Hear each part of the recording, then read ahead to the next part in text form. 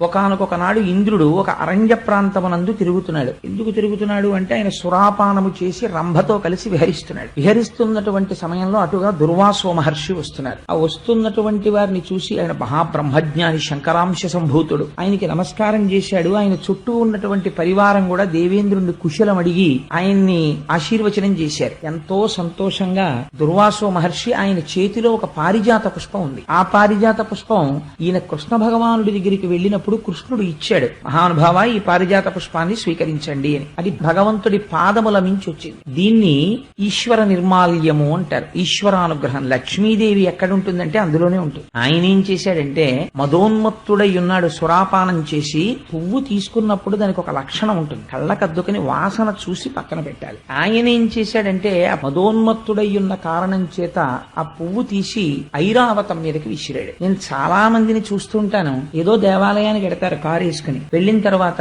వచ్చినటువంటి వాళ్ళు ఆదరింపబడవలసిన వారన్న ఉద్దేశ్యంతో ఈశ్వరుడి మెడలో ఒక పెద్ద పుష్పహారం తీసి వాళ్ళకి ఇస్తారు. వీళ్ళు వెంటనే ఏం చేస్తారంటే తీసుకెళ్లి కారు బాయినెట్టికి తగిలిస్తూ ఉంటారు. ఇంద్రుడు ఐరావతం మీద వేయడానికి పుచ్చుకున్న దండని ఈశ్వర నిర్మాల్యాన్ని పట్టుకెళ్లి కారుకు తగిలించడానికి తేడా ఏముంది నాకు చెప్పండి. ఐరావతం మీద వేస్తే ఆ ఐరావతం విశేషమైనటువంటి తేజస్సుని సంతరించుకుంది. అది భగవంతుని యొక్క నిర్మాల్యం. అది దాని శిరస్సు మీద పడింది. అది స్వీకరించి అది తేజస్సు పొంది ఇంద్రుణ్ణి మోయడం మానేసి అరణ్యంలోకి వెళ్ళిపోయింది. మానేస్తే దుర్వాసో మహర్షి చూసి అన్నారు, నీకు ముకుంద పాదార విందముల నుండి వచ్చినటువంటి పారిజాత పుష్పాన్ని తిరస్కరించావు కనుక, ఐరావతం మీదకి విసిరావు కనుక ఉత్తర క్షణము నీవు ఐశ్వర్య భ్రష్టుడవగదువుగాక. నీకు ఐశ్వర్యం పోతుంది. స్వర్గలక్ష్మి ఇప్పుడే బయలుదేరి తన స్వస్థానమైనటువంటి వైకుంఠంలో ఉన్న మహాలక్ష్మిలో ఐక్యమైపోతుంది. ఇహ స్వర్గమునందు ఐశ్వర్యం ఉండదు నీకన్నా. ఈ మాట అనగానే శత్రువులు వచ్చేస్తారండి. ఒక కారణం ఉండాలి కదా పోవడానికి ఐశ్వర్యం. రాక్షసులందరూ వచ్చేశారు, చుట్టుముట్టేశారు, పడగొట్టేశారు. పోయింది ఐశ్వర్యం. ఇప్పుడు పోయింది కాబట్టి ఏం చేయాలి? తెలుసుకున్నాడు. కారణం ఏమిటో తెలుసుకున్నాడు.